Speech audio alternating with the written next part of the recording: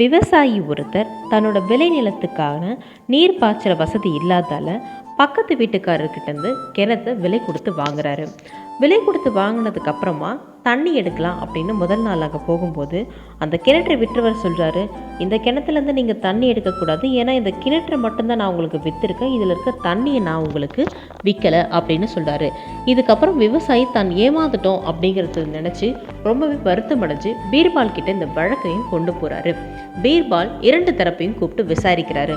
அவர் சொன்ன பதில் என்னன்னா, கிணற்றை மட்டும்தான் விற்றுருக்கேன், தண்ணியை விற்கலை, அதனால் அவர் இங்கே தண்ணியை எடுக்கக்கூடாது அப்படின்னு தெரிவிச்சதை அவர் புரிஞ்சுக்கிறாரு. அவருடைய கெட்ட எண்ணத்தையும் புரிஞ்சுக்கிட்டு அவருக்கு சரியான பதிலடியாக, இனிமேல் இந்த கிணத்தை நீ விட்டுறதுக்கு அப்புறம் இதில் உன்னுடைய தண்ணியை நீ வைத்தது தப்பு, உடனே அந்த தண்ணி இடத்த மாற்றுரு, இல்லைன்னா அதுக்கான பணத்தை அவரிடம் கொடு அப்படின்னு சொல்லி பீர்பால் தீர்ப்பையும் சொல்லுகிறாரு.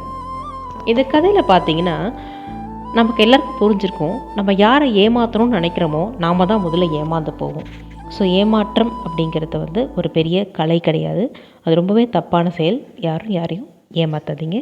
Thank you so much for your வாட்சிங்.